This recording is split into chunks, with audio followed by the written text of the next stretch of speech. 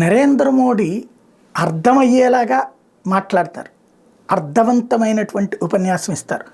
అదే సరిగ్గా ఎక్స్ప్లెయిన్ చేయగలిగితే భారతీయ జనతా పార్టీకి బూస్టే వస్తుంది. నిన్న ఆయన మాట్లాడింది 25 కోట్ల మంది ఈ దేశంలో పేదరికం నుంచి బయటపడ్డారన్నటువంటి విషయాన్ని గుర్తు చేశారు. ఆంధ్రప్రదేశ్కి వచ్చినటువంటి సందర్భం పేదలకు అండగా నిలవడంతో పాటు అనర్హుల్ని ఏరివేయడం ఎంతో కీలకం. ఈ 10 ఏళ్లలో 10 కోట్ల నకిలీ పేర్లను వివిధ దస్త్రాల నుంచి తొలగించాం. ఇవాళ ప్రభుత్వం ఖర్చు చేసే ప్రతి పైసా నేరుగా లబ్ధిదారుడు బ్యాంక్ ఖాతాకు చేరుతోంది. నీతి ఆయోగ్ విడుదల చేసిన లెక్కల ప్రకారం ఈ ప్రభుత్వం తీసుకున్న చర్యల వల్ల దేశంలో 25 కోట్ల మంది ప్రజలు పేదరికం నుంచి బయటపడ్డారు.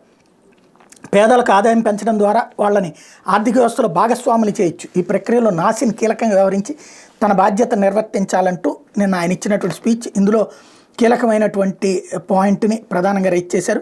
గతంలో పన్నుల విధానం అసలు అర్థమయ్యేది కాదు. జీఎస్టీని ప్రవేశపెట్టి పన్నుల వ్యవస్థను సులభతరం చేశాం. ఆదాయ పన్నును సులభతరం చేయడంతో పన్ను చెల్లించే వారి సంఖ్య పెరుగుతుంది. సంస్కరణ ఫలితంగా రికార్డు స్థాయిలో పన్ను వసూలు జరిగాయి. ఆదాయ పన్ను పరిమితిని 2 లక్షల నుంచి 7 లక్షలకు పెంచడంతో పౌరులకు 2.5 లక్షల కోట్ల ఆదా అయింది. గత ప్రభుత్వాలు తాత్కాలిక పనుల కోసం విరివిగా నిధులు ఖర్చు చేయడంతో దేశానికి భారీ నష్టం జరిగింది. ఈ 10 ఏళ్లలో తక్కువ ఖర్చుతో వీలైనంత ఎక్కువ ప్రయోజనాలు కలిగించే పనులు చేశాం. సకాలంలో పనులు పూర్తి చేసి ఖర్చులు తగ్గించాం అన్నటువంటి విషయాన్ని నరేంద్ర మోడీ స్పీచ్ హైలైట్ అయింది.